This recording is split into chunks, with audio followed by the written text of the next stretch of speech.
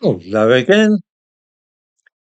I'm afraid that I managed to irritate a number of viewers yesterday by saying that the stabbing to death of a 9-year-old girl in England by another child was not unprecedented and that such cases had always cropped up over the years.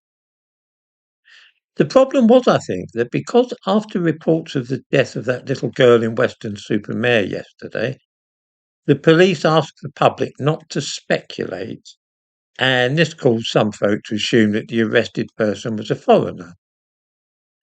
In fact, it was a family member, and that was why the police didn't want anybody to start talking about it publicly.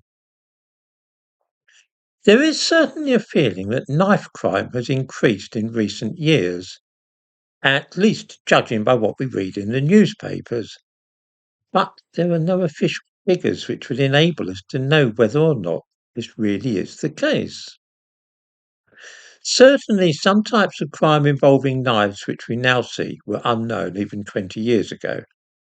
For example, the stabbing spree, where a man charges around in public, stabbing strangers at random. Such incidents are rare, though. Are more people actually being stabbed each year now in this country than was the case in the past? We can't say.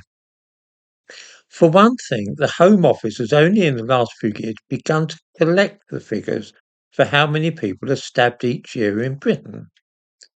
This is, of course, because stabbing is no more a specific criminal offence than is mugging, say. Another offence whose incidence is very hard to determine. Statistics often relate to what the police describe as knife-enabled crime, which covers domestic murders, robberies, and a host of other things. Not all the crimes in this catch-all category actually involve people being injured by knives. If a boy robs somebody by threatening him with a knife, that too is listed as a knife-enabled crime. During the 1950s and 1960s, the use of a knife might be mentioned in the original charge, but actual convictions were listed as offences such as causing grievous bodily harm and so on. Without trawling through the records of every court in the country, it is therefore impossible even to hazard a guess as to how many stabbings were being carried out by or against young people. All that we can state with certainty is that such things were taking place during the 1960s, just as they are today. There are also indications, from the amount of news coverage given to those cases, that they were not regarded as being as serious 50 years ago as they are now. This means that newspapers sometimes didn't even bother to report a lot of cases of knife crime. For example, I mentioned yesterday the stabbing to death of 9-year-old Iris Dawkins in Southampton in 1960 by a child of similar age. In December of that same year, 13-year-old John Day was taken to hospital in Tilbury after being stabbed in the course of a fight in a school playground. Knives were being used by youths on the street that month, as well as in school playgrounds. 2 weeks after John Day was stabbed, 17-year-old Keith Munsey was stabbed to death in a street fight. The 16-year-old boy who was charged with his murder apparently accused the dead boy of having been staring at him. The remarkable thing about knife crime among young people during the 1960s is that it didn't make the headlines, being viewed as not especially newsworthy. The stabbing of 13-year-old John Day rated only 4 lines in the Times, appearing in the other news section. An increase of a halfpenny in the cost of a loaf of bread was evidently seen as more important, this item appearing before news of the school stabbing. However, as far back as we look in British newspapers, we find reports of this kind of thing. It may, of course, be the case that this kind of thing is happening more often these days, but we have no real evidence for it. Going back almost 100 years, the picture seems to be much the same, with newspaper reports of children stabbing each other, sometimes with fatal consequences. In the quiet Cheshire town of Nantwich in February 1926, a schoolboy was stabbed in the back by another pupil. In Castleford, a town in the north of England, two schoolboys stole a couple of penknives from a shop. They then walked down the street, stabbing girls in the legs as they went.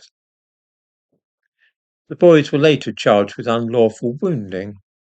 In that same month, January 1927, a 14-year-old schoolboy called Arthur Edward Shillibere appeared at the Old Bailey in London charged with murdering a 13-year-old boy by stabbing him. This was a gang-related killing. A group of boys in the South London district of Bermondsey, all aged between 12 and 15, were terrorising the neighbourhood by their violent activities. 11 of the gang cornered Arthur Shillibere, and in defence he took out his penknife and used it to kill the leader of the gang. Because of the nature of the crime, the charge of murder was dropped and the plea of manslaughter accepted by the prosecution. Here is a tale of teenage gang violence in the inner cities, which could have come straight from today's newspapers. It happened less than a decade after the end of the First World War. The last case mentioned above has a very topical feel to it.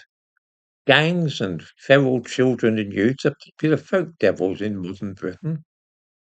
Fears of juvenile knife crime often go hand in hand with talk of gangs and postcode wars and so on. These things are supposedly ugly manifestations of modern society. All we can really say is that there seem to be a lot of reports in the newspapers these days about young people knifing each other. This was also the case in 1960 and indeed 1927. But we have no way at all of establishing whether or not crimes like that really are more frequent than they once were, or if it's simply that the news media give them more coverage, and so we're more likely to hear about them.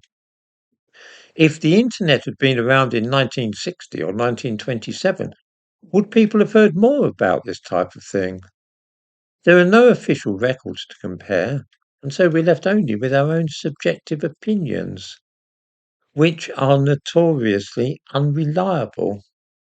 As I say, I'm sorry if I annoyed people yesterday by bringing up the case of Iris Dawkins in 1960, but it does seem to me that we need to be a bit careful about jumping to too many conclusions about crime in the modern world.